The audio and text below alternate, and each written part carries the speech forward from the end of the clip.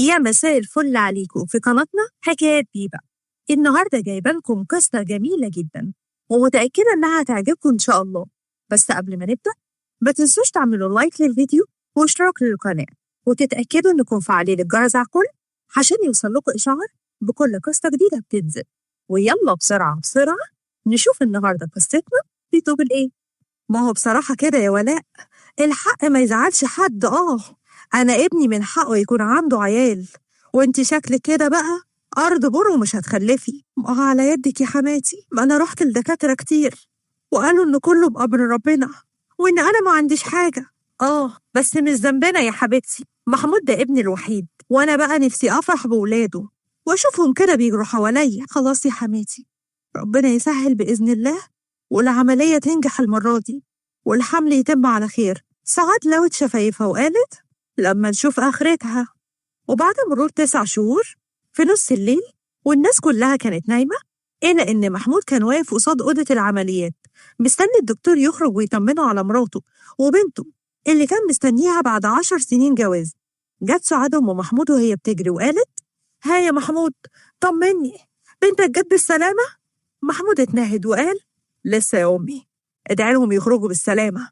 أنا مش عارف ليه أنا قلبي مقبوض كده. وبعد مرور شوية وقت خرجت الممرضة من أوضة العمليات وكانت شايلة البيبي اللي جريت عليه سعاد وقالت: وريني، هاتي هاتي بنت ابني الغالي. ياه، أخيرا يا محمود، أخيرا يا حبيبي هشيل ولادك. أول ما بصت في وشها قالت: أعوذ بالله، إيه ده؟ لأ، أكيد دي مش حفيدتي. لا لا لا لا، انتوا بدلتوها ولا إيه؟ هاتي كده يا أمي لما أشوفها. إيه ده؟ هي مال شكلها وحش كده ليه؟ ردت الممرضة وقالت: دي خلقة ربنا يا أستاذ، وبعدين ده تشوه بسبب جواز القرايب، والمدام أكيد كانت عارفة كده من وهي حامل. سعاد اتصدمت وقالت: نعم؟ بقولك إيه يا بنت انتي، خدي البت دي من هنا وروحي شوفي انتي وديتي بنتنا فين. احنا بنتنا قمر. الممرضة كانت واقفة مش عارفة تعمل ايه، وفعلا أخدت البنت ومشيت. وبعد وقت في أوضة ولاء كانت نايمة على السرير، ومحمود قال: هو انت ازاي ما تقوليليش انك هتولدي كده بنت مشوهة؟ يعني انك تعرف ولا ما تعرفش ده هيغير حاجة يا محمود؟ ده قدرها واحنا راضيين بيه. لا، بس على الأقل كنا اتصرفنا ونزلناها بدل ما احنا هنلبسها العمر كله كده. أمي أول ما شافتها ما قدرتش تتحمل ومشيت من المستشفى كلها. ولاء بصيت له بحزن، الكلام كان زي الخنجر بيطعم فيها، وقالت: دي نعمة يا محمود، وربنا اختارها وميزها، وعلينا إننا نحمد ربنا على نعمته. محمود ساعتها بصلها بغيظ ومشي وسابها. ولاء عينها دمعت، وفي نفس الوقت دخلت الممرضة وقالت: أنا غيرت لها وجبتها لك علشان ترضعيها. هزت ولاء راسها وأخدت البنت اللي كانت بتبص لها وهي سرحانة وبتحمد ربنا إنه عوضها بعد ما كانت نفسها تخلف وتبقى أم. وبعد مرور كام يوم خرجت ولاء من المستشفى. محمود كان رافض وجودها معاهم من أول يوم ليها في الحياة، كان دايما بيتخانق معاها طول الوقت وبيقول لها يا ريتك ما كنتش حملتي ولا حتى خلفتي. دخلت سعاد لأوضة ولاء وقالت: هو انت هتفضلي قاعدة كده بالبيت؟ ما تقومي يا اختي تشوفي شغل البيت شوية. ما انت أكيد سامعاني يا حماتي، سامعة اللي أنا قاعدة بيها طول الليل. ما صدقت نامت، هنام جنبها شوية. نعم يا أختي، تنامي؟ حد قالك إن أنا الخدامة اللي جابها لك أبوكي؟ إيه، عاوزاني أخدمك كمان ولا إيه؟ لا يا حماتي، أنا ما قلتش إنك تخدميني، بس أنا محتاجة أنام ساعتين وأقوم أعمل كل حاجة. وأقولك إيه، البت دي أصلا ملهاش لازمة، هي كده كده مش نافعة.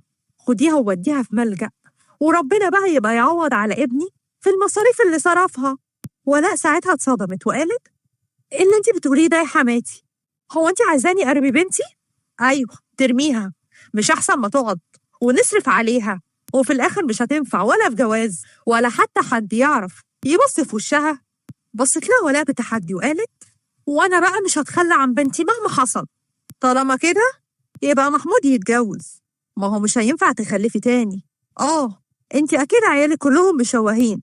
ولاء بصت لها والدموع مالية عينها وقالت: ولو قلتلك لأ مش موافقة هتعملوا إيه؟ يبقى يطلقك يا حبيبتي وبكرة أجيب له عروسة جديدة وهنا على عفشك. إيه، هو أنا ابني معيوب ولا إيه؟ لا لا لا، أنا ابني مش معيوب. سعاد خلصت كلامها ومشيت، ولاء كانت طول الوقت بتفكر في كلامها، حاسة إنها موجوعة مقهورة جدا. هي عارفة لو اتطلقت أهلها مش هيقبلوها، ولا هي ولا حتى بنتها، خصوصا إنهم نفس العقلية، لأن محمود يبقى ابن عمها. فاتت الأيام، محمود شاف العروسة، وقبل ما يتجوز ولاء شرطت عليه يشتري لها شقة بعيدة عن بيت العيلة، وهو وافق عشان العروسة الجديدة تسكن مع أمه. وبعد سنة تقريبا خلف ولدين توأم، وكانوا طايرين من السعادة. أما ولاء كانت عايشة مع بنتها، كانت مبسوطة إنها شاغلة وقتها كله. فاتت الأيام وفرح بقت في ثانوية عامة. عارفة يا فرح، أنا مش هتنزل إنك تجيبي مجموع عالي وتدخلي كلية طب يا حبيبتي. يا ماما، يا ماما المصاريف زادت عليكي قوي، وبابا ما بقاش بيبعت أي فلوس. أنا أصلا مش عاوزة منه حاجة، أنا هشتغل أكتر وهكفي كل المصاريف بعد ما أطلب منه الطلاق. طب خليني أنا كمان أشتغل يا ماما وأساعدك يا حبيبتي، الحمل زاد عليكي قوي. لا، أنا مش عاوزاكي تركزي في أي حاجة غير دراستك وبس، فاهمة يا فرح؟ فرح حضنت مامتها وقالت ربنا يخليكي ليا يا ماما. وبعد أيام ولاء راحت لمحمود وطلبت منه الطلاق، وفعلا طلقها، وهي ركزت مع بنتها واشتغلت، تعبت لحد ما دخلتها كلية الطب. كانت فرح قاعدة بتذاكر، دخلت عليها ولاء وقالت هتنامي امتى يا حبيبتي؟ ارتاحي بقى شوية، زمانك تعبتي. نص ساعة كده يا ماما وهخلص، ادعيلي، أنا عندي بكرة امتحان. ربنا ينجحك يا بنتي بأعلى الدرجات وتحققي كل اللي نفسك فيه. فرح كملت مذاكرة، وبعد وقت خلصت ونامت. وتاني يوم راحت الجامعة، كانت لابسة نقاب عشان محدش من زمايلها يشوف وشها، رغم إن التشوه كان بسيط، بس ما كانتش حابة أبدا إن حد يتريق عليها. كانت فرح قاعدة مع زميلتها حلا وقالت وبعدين معاكي بقى يا حلا، بطلي توتر شوية. طيب تفتكري هنجيب تقدير كويس ولا هنسقط؟ أنا قلبي حاسس كده إني هسقط. يا بنتي، يا بنتي استبشري بالخير، إحنا عملنا كل اللي علينا وذاكرنا، يبقى إن شاء الله ربنا مش هيضيع أبدا تعبنا. ونعم بالله. بقولك إيه، أنا جعانة، ما تيجي ناكل؟ لا، كله إلا ده، ست الكل مستنياني، مش هينفع أبدا آكل وأسيبها. خلاص، أنا كمان مش هاكل، وهبقى آكل لما أروح. الاتنين خرجوا من الجامعة، وكل واحدة مشيت في طريق. وصلت فرح البيت، وقبل ما تطلع سمعت حد بينادي عليها فرح، فرح. وقفت وبصت، وكان حسن جارهم، وقالت ازيك يا عم حسن، ايه الأخبار، عامل ايه؟ الحمد لله يا بنتي بخير. أنا كنت عاوزة أتكلم معاكي في موضوع. اتفضل طبعا، هو حضرتك لسه هتستأذن؟ انت عارفة يا بنتي ان انا عايش وحداني من وقت ما امل مراتي ماتت، وطبعا ولا عندي عيال ولا غيره. ربنا يبارك في عمرك، ما انا بنتك برضه يا عم حسن. ما انا بقى عاوزك تبقي بنتي رسمي، وعاوز اطلب ايد الست ولاء. فرح اتفاجئت من طلبه وقالت "مم، بس ما اعتقدش ابدا انها ممكن توافق انها تتجوز بعد العمر ده كله". اقنعيها انت بقى، والدتي كان عارف حكايتها من البداية، وعارف انها اتظلمت واستحملت كتير، وعشان كده أنا هكون ليها العوض، وأهو ناخد بإيد بعض للجنة. ابتسمت فرح وقالت ماشي يا عم حسن، أنا كده هحاول أقنعها. فرح خلصت كلامها وطلعت شقتها وحكت لولاء على كل حاجة. ساعتها ولاء اتكلمت وقالت جواز إيه وكلام فارغ إيه؟ طب كنت جوزتك انت الأول يا بنتي، وما تتجوزيش ليه بقى يا ست ماما؟ عجوزة يعني ولا عجوزة؟ طب ده اللي قدك لسه بيتخطبوا. يا بكاشة، لا بجد، عمو حسن شخص طيب وكويس، باين عليه جدا إنه شريكي. أنا بصراحة بحبه، وكنت بتمنى إنه يبقى أبويا. ولا عينها دمعت. فرح قربت منها وحضنتها وقالت طالما انتي موافقة خلاص، أنا ما عنديش مانع. أنا نفسي أشوفك مبسوطة ومرتاحة. يا ماما يا حبيبتي، انتي تعبتي وضحيتي علشاني، جه الوقت بقى اللي تعيشي فيه لنفسك. وبعد مرور يومين حسن جاب المأذون وكتبوا الكتاب. وفي يوم كان حسن قاعد بيقرا الأخبار، وفرح قالت خلاص بقى يا أبو علي، بلاش الأخبار اللي بتجيب اكتئاب دي، تعالي كده، تعالي اقري، في دكتور تجميل بيعمل عمليات للغيوب الخلقية، ايه رأيك نحجز لك عنده؟ بصيت له بغضب وقالت له لا، أنا مش هروح لدكاترة، أنا كويسة كده. ليه بس يا بنتي؟ ما تروحي له، يمكن يفيدك بحاجة. فرح ساعتها انفعلت وقالت لا، قلت 1000 مرة لأ، محدش يتدخل في حياتي، أنا بقى عاجبني شكلي كده. خلصت كلامها وجريت على أوضتها. حسن وقف، كان رايح وراها، بس ولاء وقفت وقالت له استنى أنت، أنا هروح أتكلم معاها. حسن قعد، ولاء راحت لأوضة بنتها اللي كانت حاطة إيدها على وشها وعمالة بتعيط، وقالت مش معقول اللي عاملاه في نفسك ده يا بنتي، ليه مش عاوزة حتى تدي لنفسك فرصة إنك تجربي؟ بصت لها وعينها مليانة دموع وقالت مش عاوزة أتعشم بأمل كاذب، أنا راضية باللي ربنا قاسمهولي يا ماما، بس إحنا مش معترضين، أنا راضية من يوم ما ربنا خلقك، أنا كنت راضية ومبسوطة، بس يا حبيبتي أنا عاوزاكي تعيشي، تشوفي الحياة، بدل ما انتي مستخبية ورا النقاب وخايفة كده حد يشوفك. بصت لها وهي تايهة، ولا قالت تعالي نروح للدكتور ده، صدقيني مش هنخسر حاجة. فرح ساعتها كانت مترددة جدا وقالت بس أنا يا ماما، ولا قطعت كلامها وقالت أنا وعمك حسن بنحبك وبنحب شكلك كده، وفي كل الأحوال انتي بنتنا، بس احنا عاوزين نشوفك سعيدة ومبسوطة. فرح قربت منها وحضرتها وقالت شكرا يا ماما، ربنا ما يحرمنيش منك أبدا يا حبيبتي. وتاني يوم في الجامعة كانت قاعدة مع حالة صاحبتها اللي اتكلمت وقالت ليه مش عاوزة تروحي؟ انتي لازم تجربي، صدقيني مش هتخسري حاجة يا فرح. بس يا حالة أنا مش عاوزة أتعشم وأحلم وبعد كده أتفاجئ بالواقع اللي مش هيتغير أبدا. يا بنتي ومين قال إنه مش هيتغير؟ ها؟ انتي دكتورة والمفروض يبقى تفكيري غير كده. فرح سرحت وما كانتش عارفة ترد عليها. حالة ساعتها اتكلمت وقالت اتوكلي على الله بقى وروحي للدكتور، وإن شاء الله ربنا مش هيرجعك غير مجبرة الخاطر، وبكرة تقولي حالة قالت. وبعد مرور كام يوم ولاء وفرح راحوا للدكتور حازم أبو العز، ولما شافها قال ده الموضوع بسيط جدا، محتاج جراحة ومش هيبان خالص. ولاء عينها لمعت بفرحة وقالت يعني العملية هتنجح وملهاش أي آثار جانبية؟ هز راسه وقال أنا عملت أصعب من كده بكتير، وكانت تشوهات في الوش والرقبة، بس في حالة فرح التشوه بسيط وبإيدنا إن شاء الله إننا نعالجه. ابتسمت ولاء وهي بتبص لبنتها وقالت الحمد لله يا رب. طيب وإمتى هنقدر نعمل العملية يا دكتور وارجع طبيعية؟ من بكرة لو حابة، هنعمل بس قبلها شوية تحاليل وشوية أشعة وندخل على طول على العمليات. فرح ابتسمت وهزت راسها وقالت تمام أنا موافقة. وتاني يوم استعدت فرح للعمليات وعملت العملية، وفات أسبوع وفكت الشاش. الكل اتفاجئ لما شافها، كانت جميلة جدا ولا كأنها أميرة من عصر الملوك. وقفت قدام المراية وهي سرحانة. دخلت ولاء وقالت إيه لسه مش مصدقة نفسك ولا إيه؟ بحمد ربنا كل يوم يا ماما إنه أنعم عليا وحققلي كل حاجة أنا بتمناها. ربنا يفرحك يا بنتي ويرزقك بابن الحلال. قوليلي بقى، مش ناوية تقلعي النقاب؟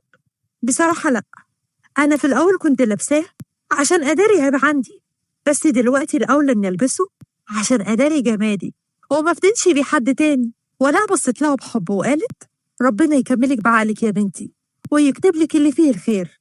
ولا خرجت وفرح كملت مذاكرة.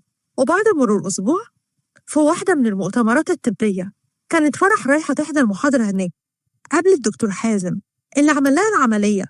ولما شافها عرفها رغم وجودها وسط بنات كتير ورغم إنها لابسة النقاب. دكتورة فرح يا فرح. فرح وقفت وقالت دكتور حازم ازاي حضرتك؟ الحمد لله. قوليلي عاملة ايه دلوقتي؟ الحمد لله. هو حضرتك مدعو للمؤتمر ده؟ أيوه، المفروض إني جاية أتكلم عن أحدث طفرة علمية توصل ليها الأطباء في مجال العلاج بالليزر. ابتسمت فرح وقالت حضرتك دكتور ممتاز ويشرفني إن أتعلم على إيدك. قطعهم بنت جت وقالت دكتور حازم عاوزينك علشان تقول كلمتك. حازم بص لفرح وقال طب بعد إذنك استنيني بعد المحاضرة. حازم مشي وفرح خلصت المحاضرة وكانت خارجة وهتمشي، بس اتفاجئت لما لقيته بيجري وراها وقال فرح يا فرح استني. وقفت فرح دكتور حازم نعم في حاجة؟ بصراحة كده كنت عاوزة أتكلم معاكي في موضوع، لو يناسبك تعالي نقعد في أي مكان. هو بصراحة مش هينفع نقعد مع بعض لوحدنا، بس ممكن تقولي اللي حضرتك عاوزه هنا.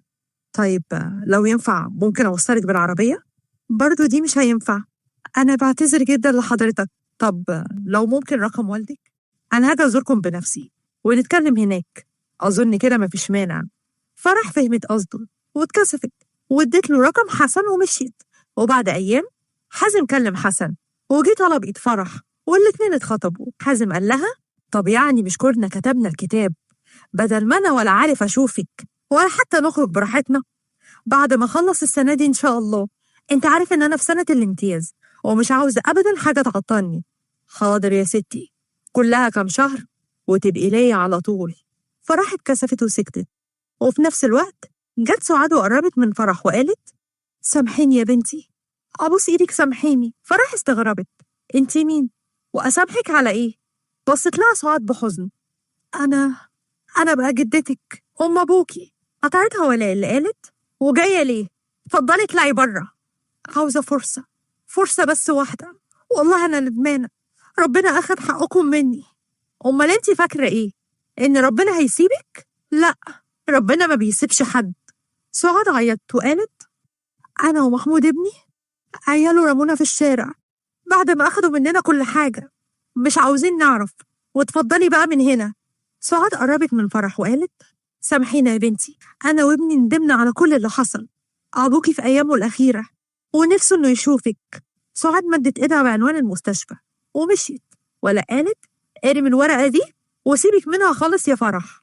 فرح اتنهدت بحزن وسكتت. وبعد يومين راحت فرح تزور أبوها اللي كان بين الحياة والموت.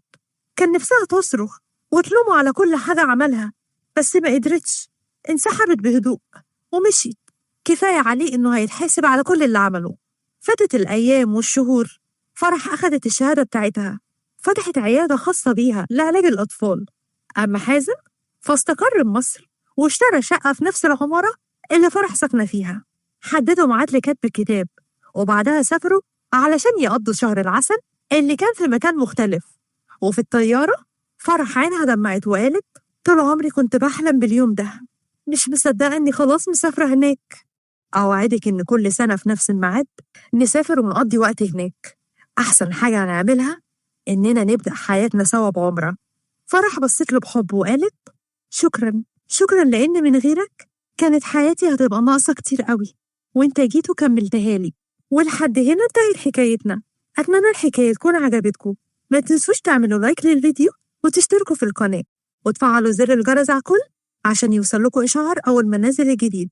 واستنونا إن شاء الله الحكاية الجاية اللي متأكدة إنها هتعجبكم جدا. أشوفكم على خير. باي باي.